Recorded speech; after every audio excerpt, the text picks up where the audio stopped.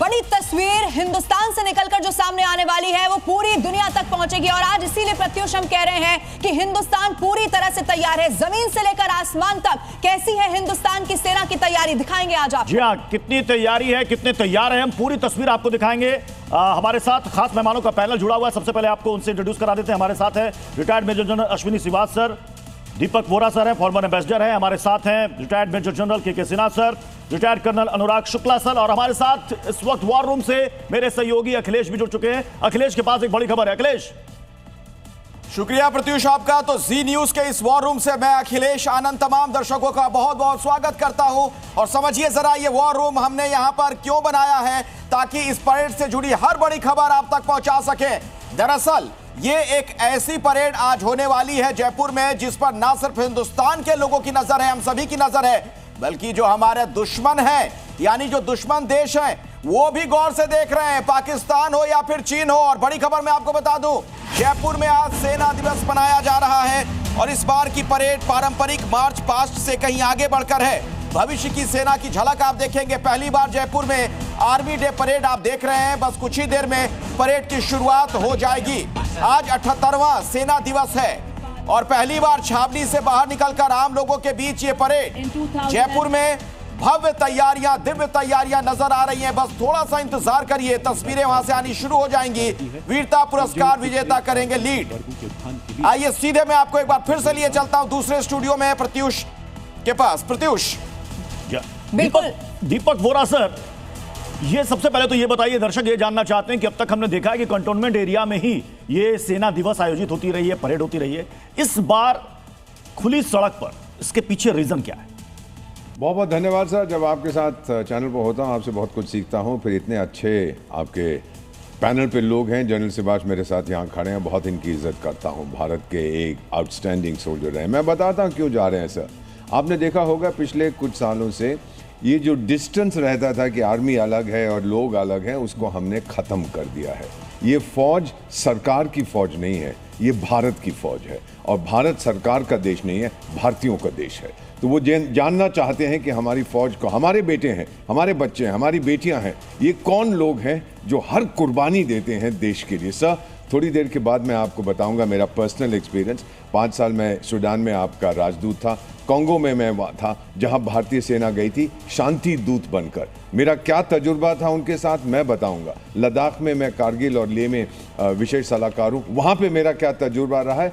हमारी सेना के साथ नहीं, लेकिन परली तरफ से जो लोग आते हैं अपने परिवार से मिलने, क्योंकि परिवार बटे हुए हैं कारगिल एरिया में, वो मुझे क्या कहते थे भारतीय सेना के बारे में मैं बताऊं। जी ठीक है सर, इस पर आपसे और भी जानेंगे, लेकिन इस बार जो परेड प्रत्युष होने वाली है उसकी और क्या कुछ खास बात है उसके बारे में भी जरा दर्शकों को दिखा देते हैं। भैरव बटालियन की आज बड़ी ताकत यहाँ देखने को मिलने वाली है। आज परेड में भैरव बटालियन नजर आएगी। शिव के रौद्र रूप का प्रतीक है, आधुनिक युद्ध के लिए तैयार है ये बटालियन। छोटी, तेज और एक सक्षम है, यानी कि आधुनिक जितनी भी तकनीक है सबसे सक्षम है ये बटालियन। हर बटालियन में लगभग 250 जवान हैं और इसे देखने के लिए मुझे लगता है कि सबसे ज्यादा लोगों की उत्सुकता जो है इस भैरव बटालियन को देखने के लिए है इस बार। और इसी भैरव बटालियन के बारे में प्रत्युष और भी जरा जानकारी ले लेते हैं। हमारे साथ एक बड़ा पैनल यहाँ पर मौजूद है। दीपक सर आपके पास भी आएंगे, लेकिन अश्विनी श्रीवास सर आप जरा इसको समझाइए कि इस भैरव बटालियन के बारे में और क्या कुछ, क्योंकि बहुत इंटरेस्टिंग है ये, हर कोई इस वक्त इसके बारे में जानना चाहता है। हाँ देखो, एक चीज आपको समझनी पड़ेगी कि हमारे पास एक इन्फेंट्री यूनिट है और वो जो है लड़ाई के दौरान दुश्मन के ऊपर हमला करती है। और उसके बाद हमारे पास स्पेशल फोर्सेस, और जो कि दुश्मन के अंदर घुस के, इसका मतलब दुश्मन के बिहाइंड द एनिमी लाइन काम करती है। और वो स्ट्रेटेजिक है, वो उसके जो एम है बहुत ऊंचे एम है।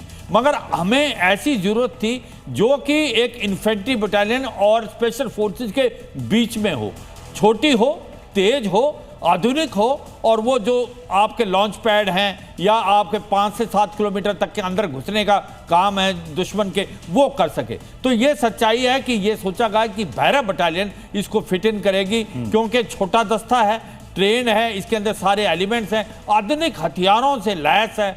तो मुझे लगता है ये गेम चेंजर है, फोर्स मल्टीप्लायर। और आप देखेंगे आने वाले समय में जो भैरव बटालियन है वो एक बहुत ही महत्वपूर्ण रोल प्ले करेंगे इंडियन आर्मी में। जी मैं के सिन्हा सर आपके पास आऊंगा, लेकिन जल्दी से हमने कुछ ग्राफिक्स तैयार किया है कि आखिर ये भैरव बटालियन, इसकी खासियत क्या है, उसे संक्षेप में बताते हैं। भैरव भगवान शिव के रौद्र रूप का प्रतीक माना जाता है। ये बटालियन सेना की नई सोच को दर्शाती है। आधुनिक युद्ध के लिए ये तैयार है, ये बटालियन। इसके अलावा देखिए, छोटी, तेज और टेक सक्षम इसे यहां पर बनाया गया है, बेहद घातक। और ये जो बटालियन है, और हर बटालियन में 250 जवान इसमें चुने हुए हैं। छोटे नोटिस पर फौरन एक्शन में ये बटालियन आ जाती है। इस तरह से इसको तैयार किया गया है। चीन और पाकिस्तान से खतरे वाले इलाकों में इसकी तैनाती होती है। 2025 में भैरव बटालियन का गठन हुआ और पहली बार लोगों के सामने ये बटालियन परेड में नजर आएगी। के सिन्हा सर, हम भैरव बटालियन की बात कर रहे हैं। जयपुर में जितने भी लोग देख रहे हैं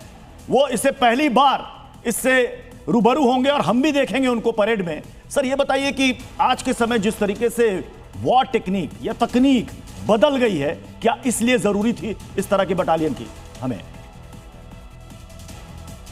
प्रत्युष, जय हिंद।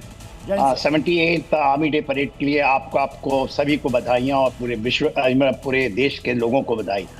आपने भैरव बटालियन की बात की है। भैरव बटालियन का जो गठन है, उसकी सोच है थोड़ी पुरानी है, मगर उसको अभी हमने 2025 में जमीन पे ला करके खड़ा किया है। ये जितनी भी इन्फेंट्री बटालियंस हैं और उनमें से ही ट्रैंकेटेड हैं। और इसको देखिए, सबसे इंपॉर्टेंट चीज है ये 24/7 365 day in the battle conditions में है।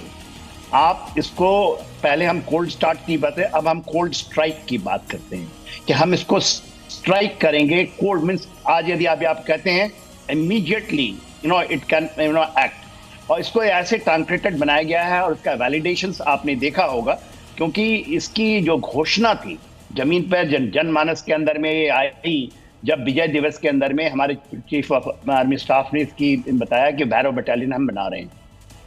भैरव बटालियन की सबसे बड़ी खूबी और जरूरत, और इसको क्योंकि विश्व के अंदर में जब आप देखते हैं जो इन्फेंट्री हम बात करते हैं बड़ी बटालियन, उसकी जो मोबिलाइजेशन टाइम है और उसका एक बैटल में जब जाने के लिए पहले ये किसी भी चीज में थोड़ा टाइम, मोबिलाइजेशन टाइम, बट ये इमीडिएट है।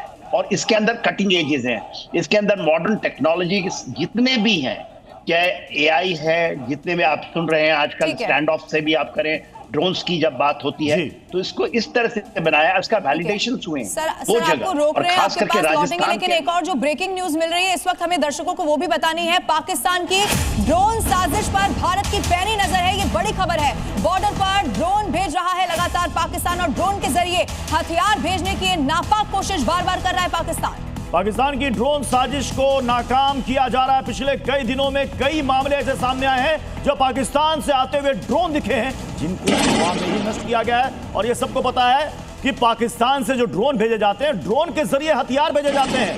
अनुराग सर, ये हमने देखा है, अभी ये पिछले एक महीने में अगर देखें तो शायद 5 से 6 घटनाएं और वहां से हथियार भेजा जाता है।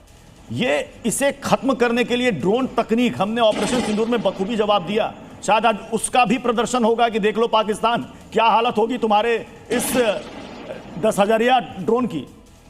बिल्कुल सही कह रहे हैं आप, लेकिन कुछ कुछ हथियार तो प्रदर्शित कर दिए गए हैं जिसकी प्रूफिंग भी की जा सकी ऑपरेशन सिंदूर के दौरान। लेकिन कुछ हमारे पास ऐसे हथियार अभी भी आ रहे हैं और पड़े हैं जिसके हम आप अंदाज़ा भी नहीं लगा सकते कि जिस तरह के ड्रोन पाकिस्तान हमें भेजता है, ये हमारे को ट्रैक करने की कोशिश करता है कि हमारे हथियार कहाँ पे हैं, किस तरह का रिएक्शन हमारी फौज करेगी, और वो हमारे को जांचने परखने की कोशिश करता है। लेकिन हमारे पास नए नए जो हथियार आते जा रहे हैं, हमारे पास ऐसी ऐसी विधि आ गई है कि हम उनको 25 किलोमीटर दूर से उनके सारे के सारे ड्रोन स्टार्ट ही नहीं करने देंगे। ऐसी तकनीक भी आ चुकी हैं। तो हमारी जो आर्मी है बड़ी प्रोग्रेसिव आर्मी है, वो टेक्नोलॉजी को अडॉप्ट कर रही है। अभी जो भैरव बटालियन की आप बात करते हैं, Bhairav battalion is nothing but a very light weight battalion, जिसके ऊपर बहुत सारा सामान शेड ऑफ करके उसको टेक्नोलॉजिकली एनहांस किया गया है। उसको पर्सनल ड्रोन्स दिए गए हैं, एंटी ड्रोन सिस्टम दिए गए हैं, उनको नाइट विजन डिवाइस दिए गए हैं, उनको बहुत सारे ऐसे एडवांस हथियार दिए गए हैं जो कि नॉर्मली एक आदमी, एक सोल्जर के पास नहीं दिए जाते एक साथ। उनको रोबोटिक म्यूल्स भी दिए गए हैं, रोबोटिक डॉग्स भी दिए गए हैं। तो एक ऐसी बटालियन तैयार की गई है जो कि किसी भी क्षेत्र में जाके बहुत कम समय के अंदर। लेकिन कहते हैं कि आज के समय में अगर जिसके पास ड्रोन तकनीक सबसे अच्छी है, वो समझिए कि उसका पलड़ा भारी है। और शायद इस मामले में पाकिस्तान हमसे कोसों दूर है, क्योंकि वो तो निर्भर है चीन से, और चीन के खिलौने और चीन के ड्रोन कैसे होते हैं सबको और पता है। प्रत्युष सिर्फ पाकिस्तानी नहीं, दीपक सर आपसे मेरा अगला सवाल चूंकि इसको लेकर है, इस वक्त दुनिया के हालात को भी हमें देखना होगा, अलग अलग जो वॉर फ्रंट है वो कैसे खुले हुए हैं, ऐसे वक्त पर हिंदुस्तान की ताकत लगातार बढ़ना, इस पर सवाल आपसे करेंगे। लेकिन एक और जो न्यूज मिल रही है हमें, एक और खबर मिल रही है, तस्वीरें मिल रही हैं, वो जरा पहले दिखा देते हैं प्रत्युष। ये देखिए, ये भैरव बटालियन की तस्वीर है।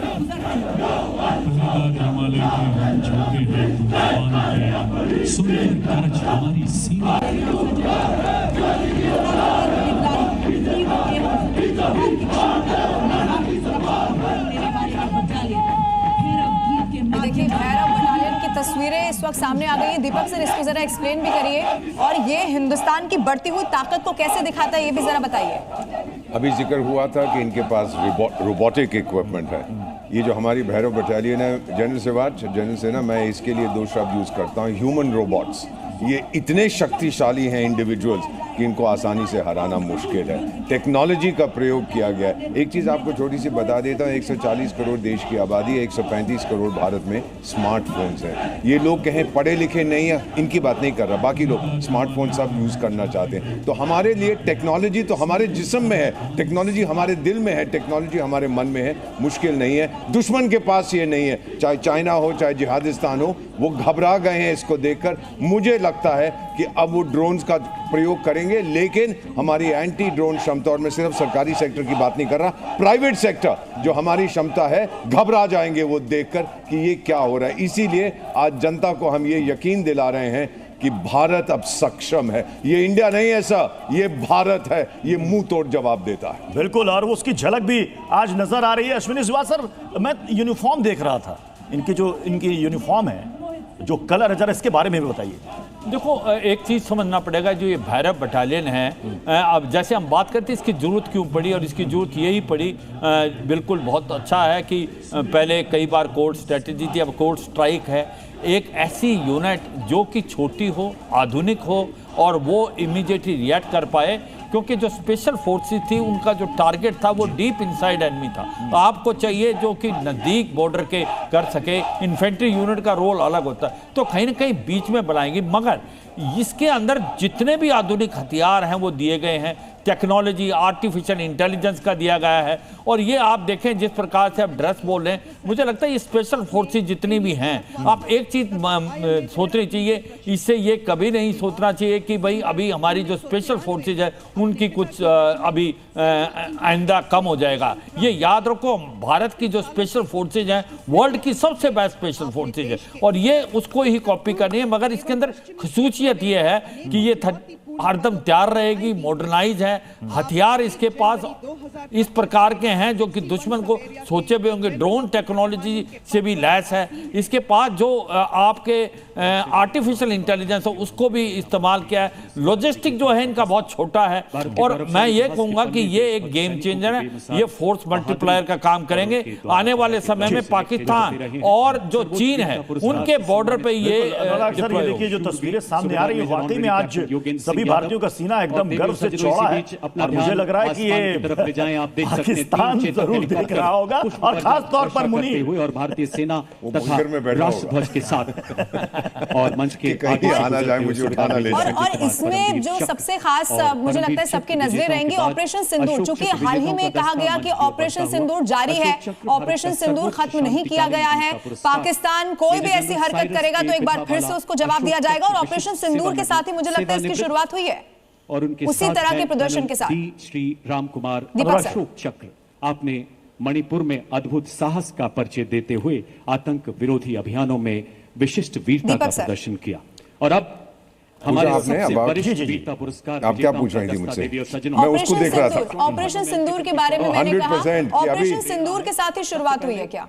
एब्सोल्युटली, और वो कंटिन्यू होगा। ऑपरेशन सिंदूर में भी डेवस्टेटिंग टेक्नोलॉजी का प्रयोग किया गया था। वो दुश्मन ने देख ले, वो पुराना राइफल लेके गोली चलाना ना, अब हम बहुत दूर से वार करते हैं, आपको पता भी नहीं लगेगा। ये प्रलय है, मैं प्रलय का नाम ले रहा हूं इसलिए कि हमारी नई मिसाइल वो आई है, उनके पास कुछ नहीं है उसके मुकाबले का। तो अगर प्रलय चाहते हैं, हम आ रहे हैं टाइगर, हम खड़े हैं बॉर्डर पर, हम खड़े हैं भारत में। भारत का हर नागरिक एक जवान है आज। सर आपने मुझे बुलाया जनरल साहब को, मैं बता देता हूं अब क्या है। पहले जब मैंने फॉरेन सर्विस ज्वाइन की थी 73 में, एक कमरे में हम होते थे, दूसरे कमरे में